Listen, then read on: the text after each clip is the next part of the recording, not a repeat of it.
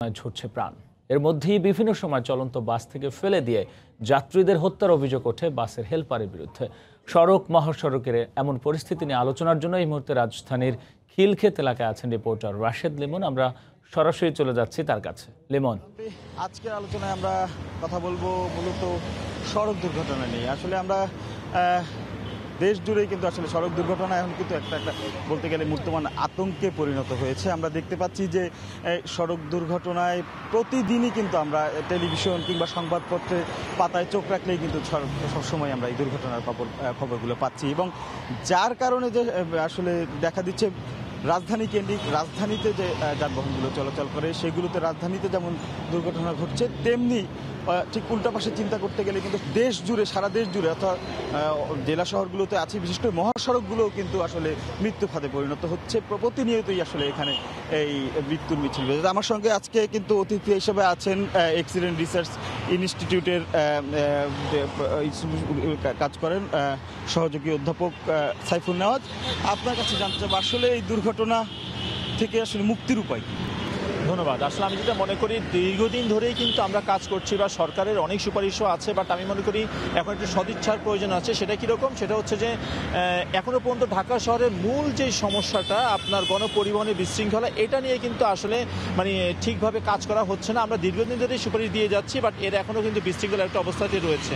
পাশাপাশি মহাসড়কের ক্ষেত্রে যদি আমি বলি, আপনি যেভাবে বলছিলেন যে একটা মহাসড়কের সবচেয়ে বড় সমস্যা গতি, বাট এই গতি কমানোর জন্য ডিজিটাল বা টেকনোলজির যে ব্যবস্থাগুলো সেগুলো কিন্তু দেখা যায় আমরা নিচ্ছি না। আমরা এখনো পর্যন্ত কিন্তু তথাকথিত ম্যানুয়াল মেথডেই আমরা চেষ্টা করে যাচ্ছি আপনার গাড়িকে কন্ট্রোল করার জন্য বা স্পিড মাপার জন্য। আদারওয়াইজ উন্নত বিশ্বের যদি এক্সাম্পলগুলো আমরা নিয়ে থাকি, তারা কিন্তু আমরা দেখা যাচ্ছে যে মোড়ে মোড়ে স্পিড ক্যামেরার মাধ্যমে গতি নিয়ন্ত্রণ করে ফেলছে। ট্রাফিক রুলস অ্যান্ড রেগুলেশনসগুলো তারা কিন্তু ঠিকভাবে আপনার মেনটেন করতে পারছে। কারণ হচ্ছে কোনো চালক ইভেন যদি রাস্তায় কোনো পুলিশ নাও থাকে, সে আইনটা মানছে, কারণ হচ্ছে যে কেউ না কেউ তাকে অবজার্ভ করছে। বাট এই ব্যবস্থাগুলো কিন্তু আমরা এখনো পর্যন্ত বারবার বলা সত্ত্বেও আমরা টেকনোলজির দিকে যাচ্ছি না। আমরা শুধুমাত্র ম্যানুয়াল মেথডে, আমরা শুধুমাত্র গায়েগত রেখে কাজ করতে চাচ্ছি। এভাবে আসলে সেই টেকনিক্যাল দিকের কথা যে বললেন, সেই টেকনিক্যাল দিকটা আসলে সাফল্য পেতে বা টেকনিক্যাল দিকটা অ্যাপ্লাই করতে আসলে আমরা কতখানি সক্ষম, কারিগরি দিক থেকে বলেন বা এমনি অন্যান্য বিষয়গুলো যদি বলেন, আমাদের যে রাস্তাঘাটের যে অবস্থা বা সার্বিক পরিস্থিতি বিবেচনা। ধন্যবাদ। এটা খুবই সম্ভব, কারণ হচ্ছে বাংলাদেশেরই কিছু কিছু কোম্পানি তারা কিন্তু তাদের ভেহিকেল টেকনোলজি বা ভেহিকেল ট্র্যাকিং সিস্টেম নিয়ে এসেছে, যেটা কিনা আমি আমার গাড়িটা কোথায় আছে, কোন স্পিডে চলছে, যে কেউ কিন্তু জানতে পারে। আমি মনে করি এখন দরকার সদিচ্ছা। টেকনোলজি কিন্তু আমাদের দেশে অ্যাভেলেবেল এবং সক্ষম আমরা এটা ব্যবহার করতে। আমাদের জন্য এখন যেটা প্রয়োজন সেটা হচ্ছে যে একটা নির্দেশনা, যে আমাদের অ্যাটলিস্ট গণপরিবহনগুলোতে যদি আমরা ভেহিকেল ট্র্যাকিং সিস্টেম এবং স্পিড মাপার জন্য স্পিড গভর্নর যদি আমরা আনতে পারি, তাহলে দেখা যাবে যে এই গতিগুলোর গতি নিয়ন্ত্রণ আমরা করে ফেলতে পারবো। পাশাপাশি আমি মনে করি পথচারীদের জন্য বা যাত্রীদেরও সচেতনতা একটা বড় অভাবের জায়গা রয়েছে। কারণ হচ্ছে যে আমরা কিন্তু এখনো পর্যন্ত সরকার যেমন ব্যবস্থা ঠিকভাবে দিতে পারে নেই, পাশাপাশি মানুষও কিন্তু দেখা যায় যদি ফুটওভার ব্রিজ বা জেব্রা ক্রসিংগুলো থাকা সত্ত্বেও কিন্তু সেগুলো ব্যবহার করছে না। এটা কিন্তু অর্থাৎ এটা উভয়মুখী একটা সমস্যার ভিতরে আমরা রয়েছি। এটা কিন্তু বারবার বিভিন্নভাবে বলা হচ্ছে। আমি মনে করি এখন হচ্ছে কাজের সময়, যেটা হচ্ছে আমরা যদি খুব স্পেসিফিক কিছু আশু করণীয় নির্ধারণ করে যদি আমরা আগে টেকনোলজিগুলো আনলাম, সাপোর্টও দিতে হবে, আইনটাকেও আমরা ঠিকভাবে প্রয়োগ করতে হবে, এবং সর্বোপরি আমি মনে করি যদি আমরা যাত্রীদের জন্যে, পথচারীর জন্যে যদি আমরা আইনটাকে প্রয়োগ করতে পারি, যেমন কোনো পথচারী যদি আপনার রাস্তা পার হয় তাকেও আমরা আইনের আওতায় নিয়ে আসা প্রয়োজন।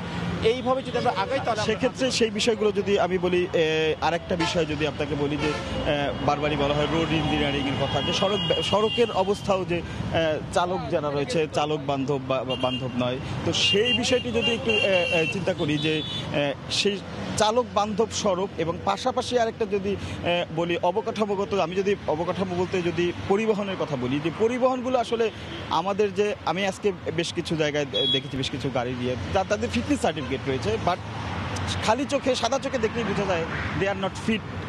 বুঝতে পারছি। ধন্যবাদ। যে বিষয়টা হচ্ছে যে বিশেষ করে গণপরিবহনের ক্ষেত্রে যেখানে অনেক মানুষ চলাচল করে, যদি বিভিন্ন দেশে গণপরিবহন 6 মাস পর পর ফিটনেস নিতে হয়। কারণ আমাদের দেশের নিয়ম অনুযায়ী একটা চালক একবার নেওয়ার পর পরের দিনই সে নষ্ট হতে পারে। একটা গাড়ি একটা ফিটনেস নেওয়ার পর পরের কিছুদিন পরে সে নষ্ট হতে পারে। বাট এটাকে চেকিং করার জন্য প্রথমত হচ্ছে যে কোনো ব্যবস্থা নেই। দ্বিতীয় হচ্ছে অনেক গাড়ি আমরা দেখি যেমন ইন্ডিকেটরটা থাকে অনেক উপরে, ইন্ডিকেটরটা নষ্ট থাকে, আপনার টায়ারটা দুর্বল থাকে বা টায়ারটা রাবারিং করা থাকে, ফাটা টায়ার থাকে, এটা দিয়ে চলছে, চালক হয়তো অনেক সময় মালিককে ঠিক করে দিতে পারে, মালিক কিন্তু সেটা গা করছে না। আবার অনেক সময় দেখা যায় পুলিশও কিন্তু সেটাকে নিয়ন্ত্রণ করছে না বা এই বিষয় চেক করছে না। আমরা পুলিশ কিন্তু শুধুমাত্র কাগজপত্র চেক করি, বাট একটা গাড়ি ফিট কিনা, যে বিষয়টা আপনি বললেন যে এই গাড়িতে আপনার যাত্রী সিট সংখ্যা বাড়ানো হয়েছে কিনা, অ্যাঙ্গেল বার আছে কিনা, এই গাড়িটা আপনার ওয়াইপারটা ঠিক আছে কিনা, হেডলাইট ঠিক আছে কিনা, এই বিষয়গুলো চেক করার যে বিষয়, এটা কিন্তু আমাদের একেবারেই অপ্রতুল। শুধু তাই না, যিনি চালাচ্ছেন তিনি সুস্থ আছেন কিনা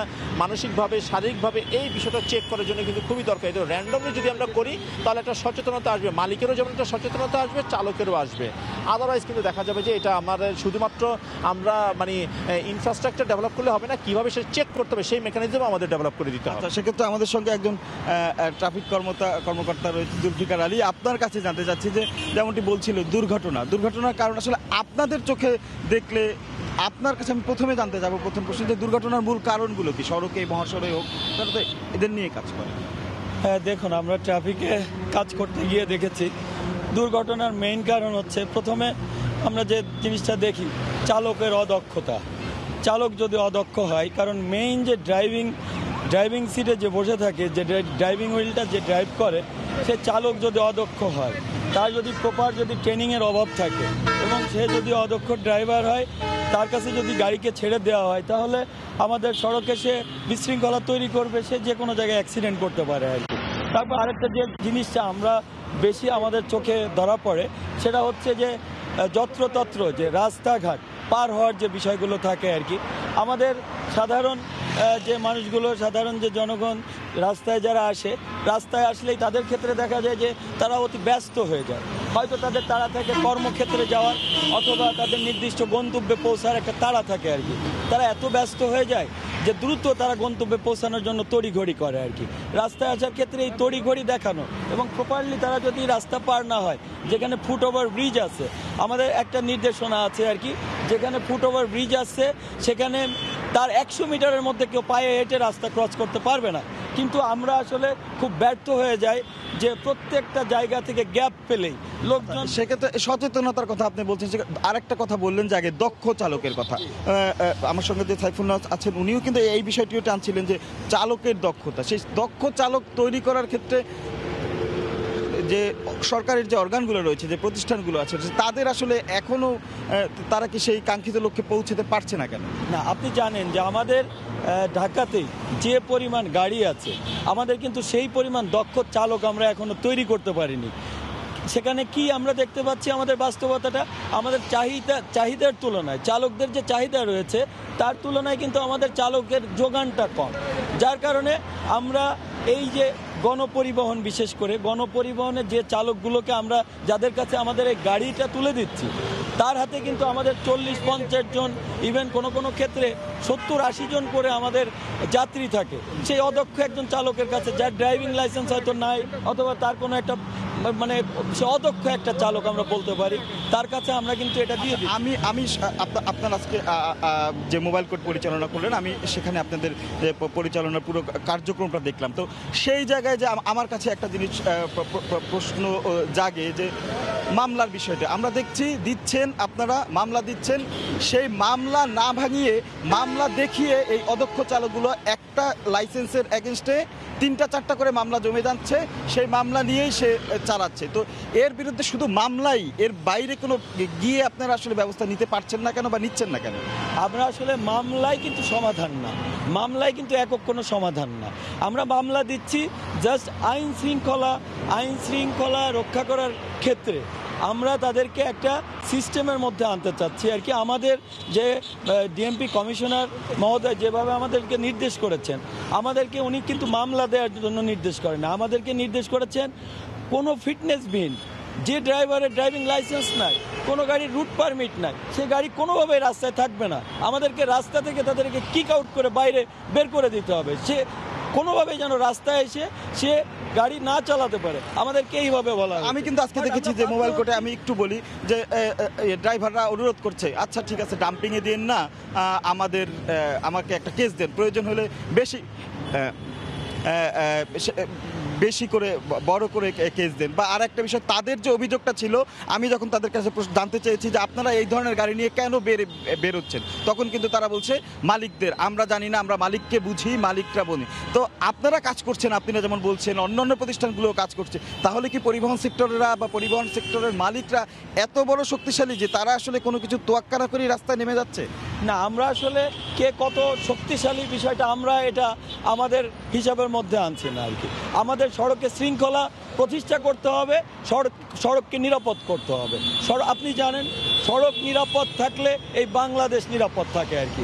আমরা সড়ককে নিরাপদ করার জন্য আমাদের সর্বোচ্চটুকু চেষ্টা আছে এবং এটা অব্যাহত। এই যে সাইফুল নাথ, আপনার কাছে একটু আসবো। উনি যেমন বলছেন চেষ্টার কথা, আপনারাও দেখছি আপনারা কাজ করছেন, আসলে এই চেষ্টা আসলে তারা বলছেন তারা যে চেষ্টা করছেন, তো এই তাদের যে এই চেষ্টার সঙ্গে বাস্তবতার ফারাকটা কেন থেকে যাচ্ছে, ফারাকটা বুঝছে না কেন, নাকি এটা প্রপার হইতে হচ্ছে না? এই জায়গায় আমি বলবো পুলিশ যে চেষ্টাটা করে অনেকটা শৃঙ্খলা ওরিয়েন্টেড বাট সেফটি ওরিয়েন্টেড, যেটা ফর ইনস্ট্যান্স আপনি বেশিরভাগ চেকিংগুলোই হচ্ছে ছোট ছোট গাড়ির ক্ষেত্রে, বড় গাড়ির ক্ষেত্রে চেকিংগুলো সচরাচর খুব কম হয়ে থাকে।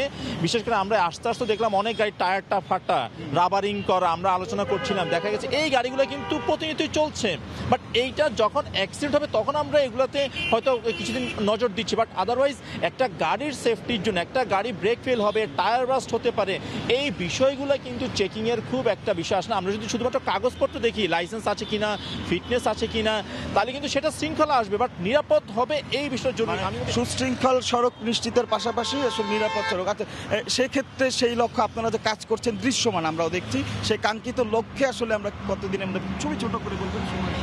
আমরা আসলে আমাদের চেষ্টা অব্যাহত আছে, কিন্তু আপনারা দেখেছেন যে এখন কিন্তু গাড়ির পরিমাণ রাস্তায় অনেক কমে গিয়েছে আর কি। আমরা যখন বিশেষ কোনো সপ্তাহ আমাদের কাছে শৃঙ্খলা ট্রাফিক, তো আমরা যখন খুব খুব বেগবান করি, রাইট, যখন আমরা করি তখন ওই গাড়িগুলো আর রাস্তায় ওরা আসে না, ওরা কিভাবে টের পেয়ে যায়, যার কারণে আমরা 100% এটা করতে পারছি না আর কি, এই কারণটার কারণে। ধন্যবাদ সাইফুল নাথ। এতক্ষণ আমরা আসলে শুনছিলাম সড়ক দুর্ঘটনা নিয়ে কারণের কথা শুনছিলাম, কিভাবে সড়ক শৃঙ্খলা ফেরাতে হবে, কিভাবে নিরাপদ সড়ক নিশ্চিত করা হবে, সে ব্যাপারেও তাদের কর্তৃপক্ষের কাছ থেকে শুনলাম। তো আমরা আশা করি হয়তোবা এই সময়টা পেরিয়ে আমরা খুব শিগগিরই যে আমাদের সে কাঙ্ক্ষিত নিরাপদ সড়ক, সবার সম্মিলিত প্রচেষ্টায় সেই নিরাপদ সড়কে নিশ্চিত হবে আমাদের শুধু রাজধানী নয়, পুরো গোটা দেশ জুড়ে। তো রাব্বি, এই ছিল এখনকার মতো। সড়কে শৃঙ্খলা ফেরানোর নানা দিক নিয়ে আলোচনা করতে খিলক্ষেত এলাকা থেকে আলোচকদের সঙ্গে নিয়ে যুক্ত হয়েছিলেন রিপোর্টার রাশেদ লেমন।